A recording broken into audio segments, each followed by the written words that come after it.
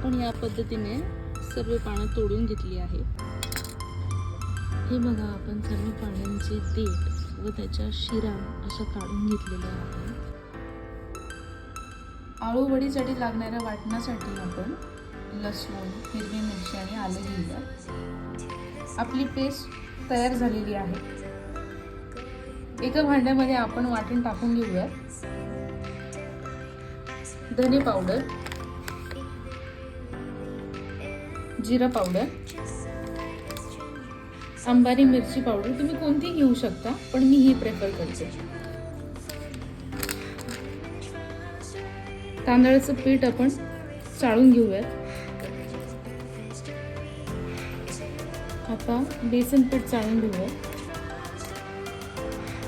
चवीपुरतं मीठ, पांढरे तीळ। आता गरजेपुरतं पाणी घेऊन मिश्रण तयार करून घेऊया।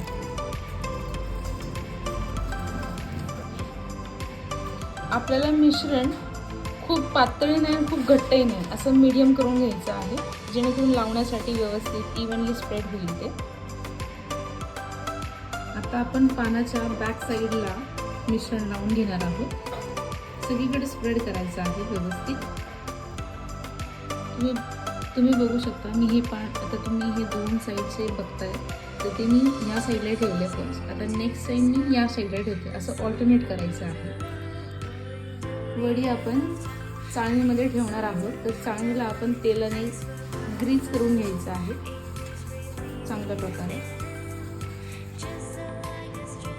आता आपण रोल करून घेऊया।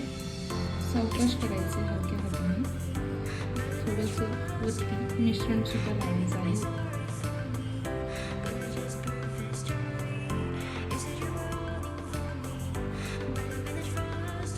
अशा प्रकारे आपला एक रोल रेडी झालेला आहे। असंच सर्व करून घेऊया। अशा प्रकारे 3 रोल्स रेडी झालेले आहेत। थोडंसं गार्निशिंगसाठी मी व्हाईट तेल टाकलेलं आहे, तुम्ही तुमच्या आवडीनुसार टाकू शकता। वड्या वाफवून घेण्यासाठी आपण गॅसवरती एक पातेलं घेतलं आहे, त्यामध्ये थोडंसं पाणी, 1 ते 1.5 ग्लास मी पाणी घेतलेलं आहे।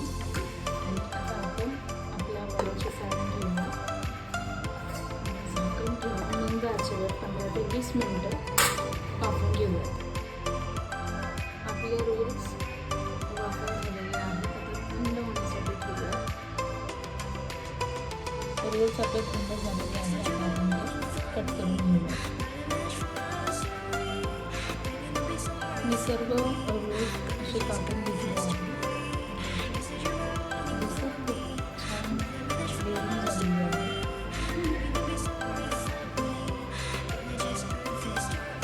थंड झाल्यानंतर मी असं हे कापून घेतले आहे,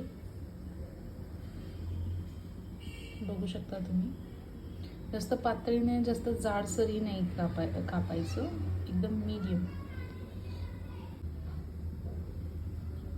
रोल्स थंड झालेले आहे, मी वड्याच्या शेपमध्ये कापून घेतलेले आहे, तुम्ही बघू शकता।